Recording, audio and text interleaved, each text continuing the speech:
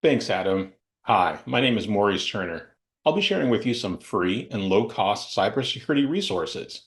Now, you don't have to worry about writing all these down as I go through the slides. They'll all be available at the end of the presentation. And of course, if you have any questions, feel free to ask them in the chat. I like to start with the best practices from the federal government right up front.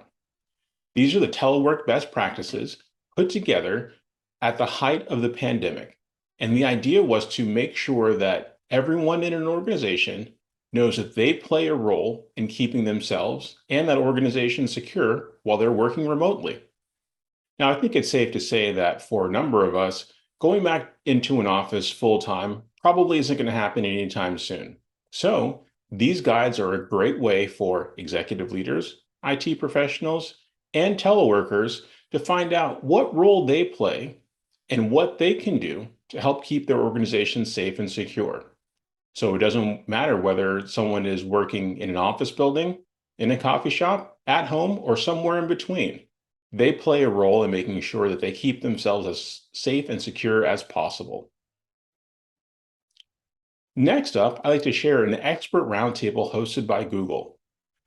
Now, the important thing to remember with this roundtable is it's a frank discussion between security experts and campaign experts about those trade-offs in trying to implement security best practices. Now, as we heard from Cliff, there's quite a bit that can be done to secure an organization and help keep the people and the data safe and secure. But that also means it might make it difficult for them to complete their jobs. So it's that trade-off between making sure that something is secure and easy to use. And with this frank discussion, it's a great place to start so that you can find out how some other folks in the same situation that you're in got to a solution that met their own needs. Next up, I'd like to share with you this campaign checklist from the Department of Homeland Security, CISA. It's short and to the point. It covers the basics that every campaign should consider. Now, some of you may have seen these before. In fact, I hope that you're paying attention to Cliff's presentation because they should look familiar. But it's important to remember, not everyone has gone through trainings and they don't understand some of these fundamentals. So DHS put together this checklist to make sure that everyone can start on a strong foundation of cybersecurity in their campaigns. The Election Assistance Commission has a website specifically tailored for the needs of election officials when they're looking into election security preparedness.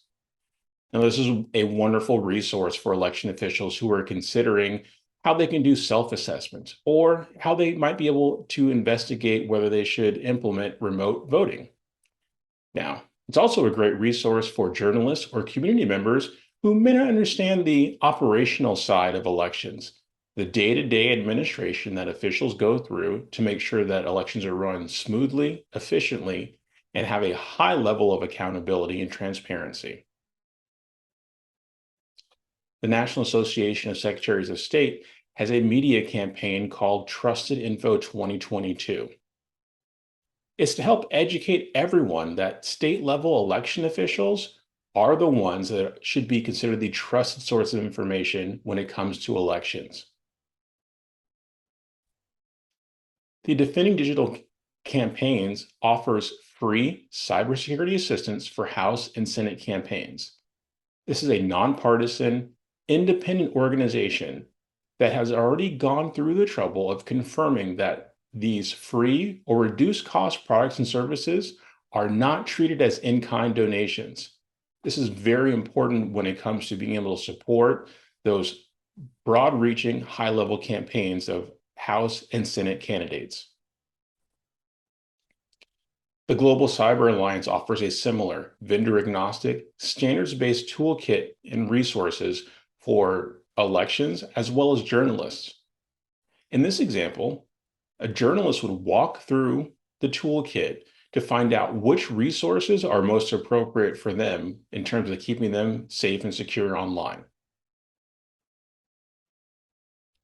Cyber Readiness Institute is a multi-sector global partnership that provides free starter kits to small and medium-sized businesses. Now, you might be asking yourself, We're talking about elections, aren't we? Well, if you think about it, campaigns are basically like small businesses. So I prefer to look at these starter kits and especially the conversation guides for a great place to start having that conversation with employees, staff, and volunteers of campaigns. It helps to highlight just how important the human element is in cybersecurity.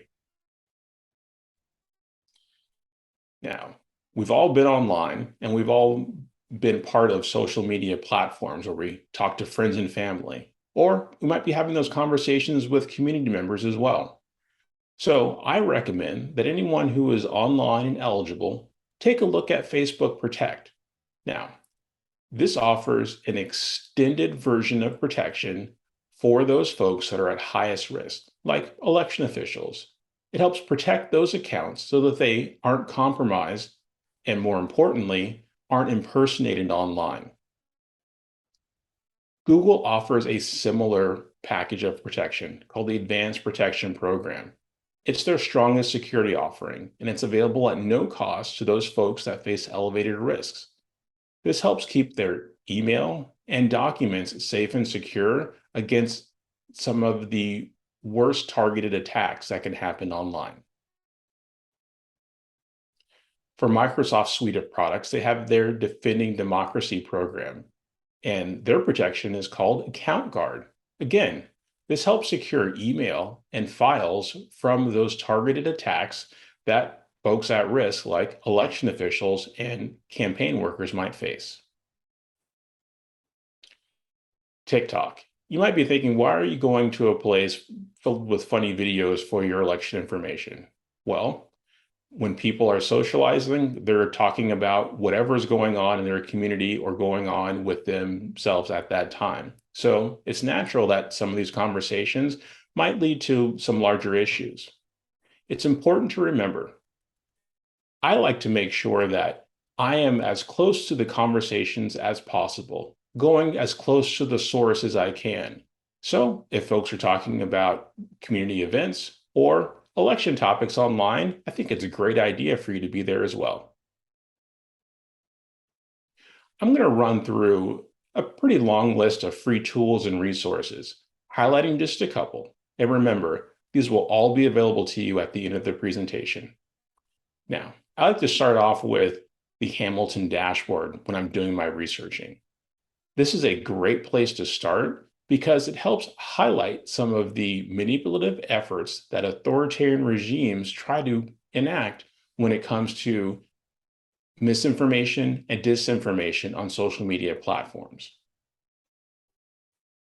Another tool that I'm fond of when it comes to news-related resources is factcheck.org.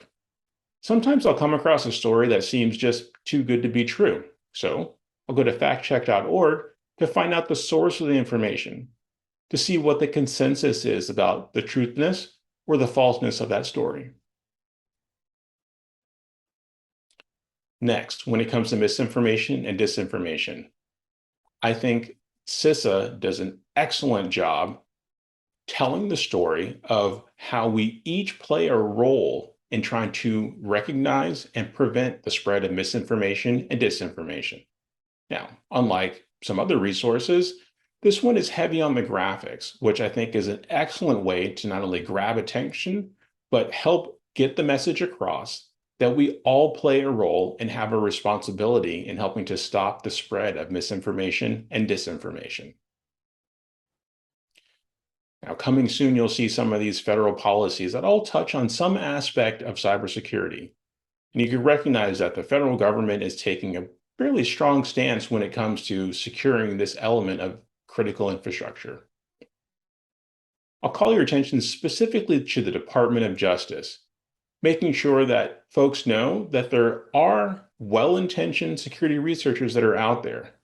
These are folks that might use some of the same tools or techniques as the malicious actors, but are actually looking for vulnerabilities in a way that they can responsibly disclose them to the network owners to get them patched to make sure that compromises don't happen. So be on the lookout for those friendly hackers.